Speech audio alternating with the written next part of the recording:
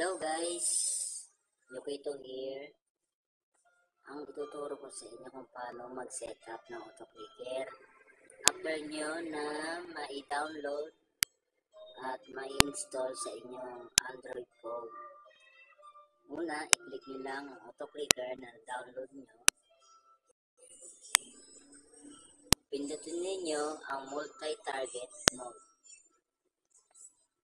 Enable nyo yan. So ngayon po, meron po akong mga nakasave na, pero para mas mapadali ang inyong tutorial, pindutin nyo po ang new configuration. After nyo po mapindot yan, lumabas na po kayo dyan, back na po, at pindutin nyo na po ang Monarch app nya. Reminder lang po naka-open po lagi ang auto-clicker once na mag-open kayo ng Monarch. Para kung kayo ay tapos na sa daily quest nyo, pwede na kayong mag-farm or pwede na kayong magpa-pilot sa auto-clicker habang kayo ay may ginagawa, trabaho man o gawaing bahay. Ang tutorial na ito ay para sa mga gawaing bahay na hindi mo gagawa.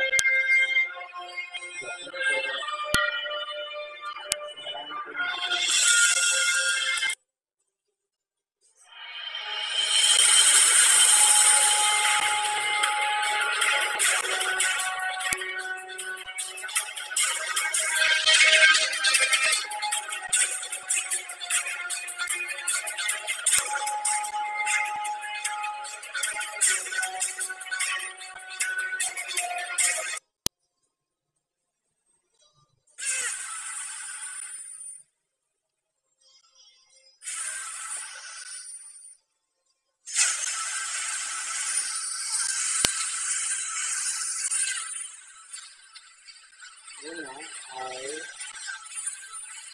kami na kayo sa mapa nyo.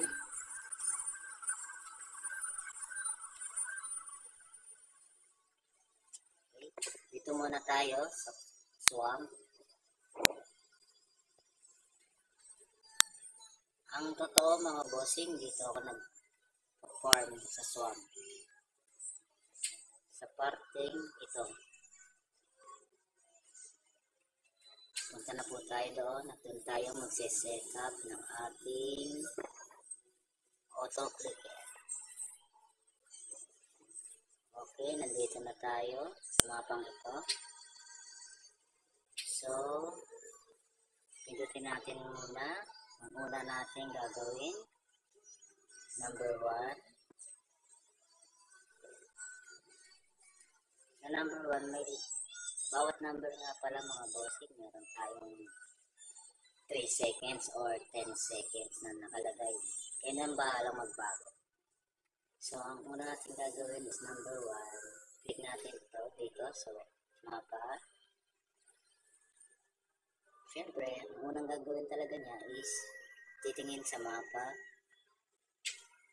Tapos, pangalawa, number 2, pupunta siya dito sa number na to.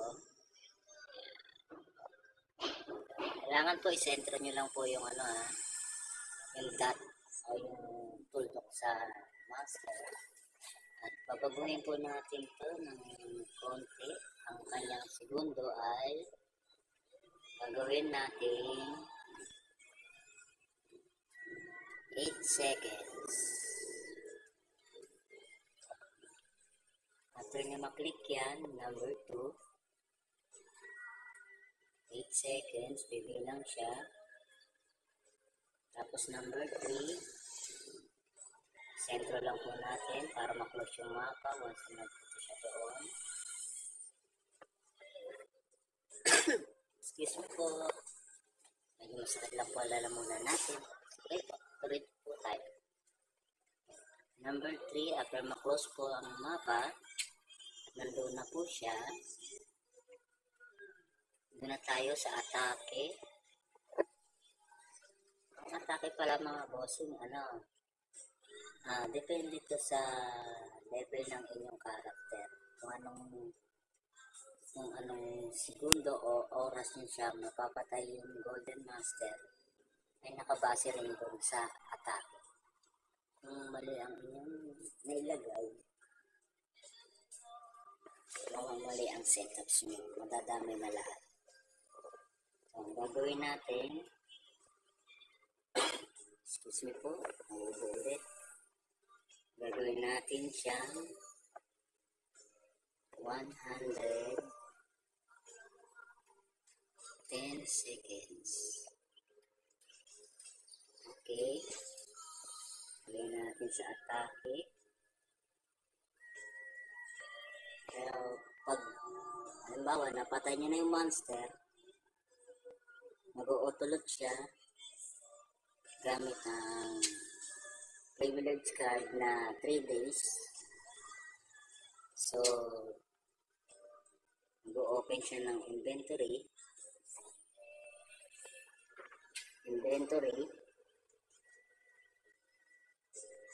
Bali, number 5 yun. Inventory.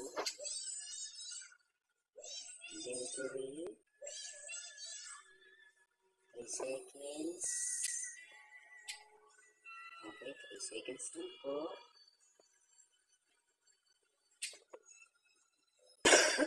Excuse me po. Nalalang mo naman. Tapos, recycle, number 6. Number 6 po. 3 seconds lang. Minimize po. After mag-pindot ng recycle, number 7. Okay. Gagawin niyo po siya 7 seconds para hindi na mamadali.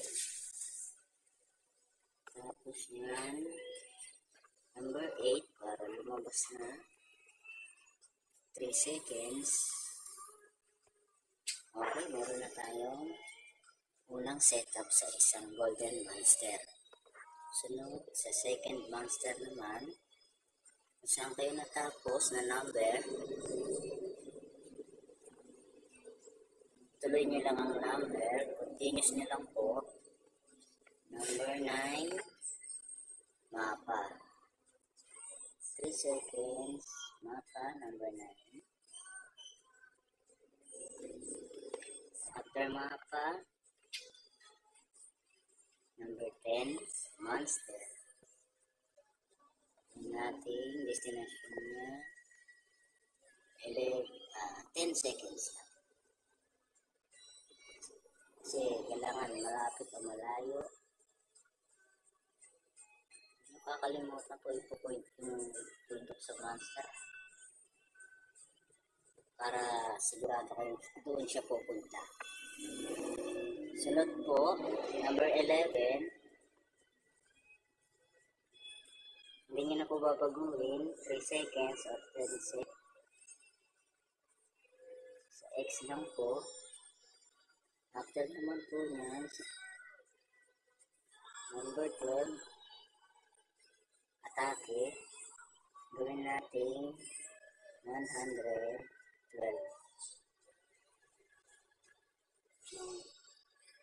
Ilalagay po natin dito, atake. Tapos po,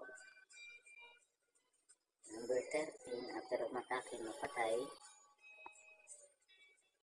inventory na po tayo.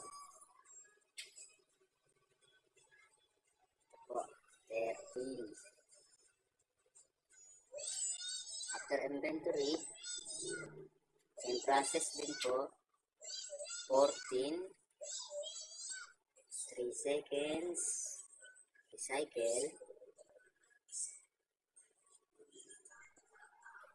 After recycle, ito po, 15, babaguhin po natin yan, 7 seconds din po yan.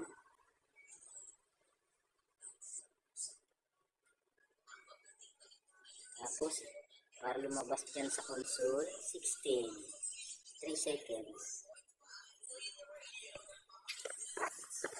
Okay na po, meron na tayong setup sa dalawang monster. Okay po. After natin makapag-setup, pindutin natin po itong settings. Pindutin natin itong lapis, palitan natin ang pangalan. Gawin natin Gold Farm and you. Tapos po, after natin mapalitan ang pangalan, okay. Pagdating naman po dito, at hindi nyo na po baguhin yan, save na lang po. Save. After ma-save po, subukan po natin. Magtutuloy-tuloy po siya. I-play na po natin.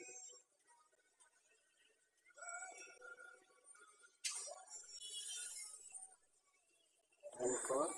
Lumalakad na po siya. Sa unang monster. Okay, lumatake. Tuloy-tuloy lang po yan. I-minimize po natin itong patukulat para malinaw. Continuous lang po yan, continuous. Naka-autoplay lang po yan. So ngayon po, pwede nyo na po siyang iwanan after na masiguro nyo na gumagana siya at walang palya. Siguro po, kung may napansin po kayong iba, adjust mo na lang po sa numbering ng bawat number o yung oras para po kayo ay makapag-farm habang may ginagawa. Yan lang po. Kung nagustuhan niyo po ang video na ito, paki-like, share at subscribe na rin po para po sa ating bagong video. Don't forget to click the notification bell po para lagi kang updated sa ating video. Maraming salamat po.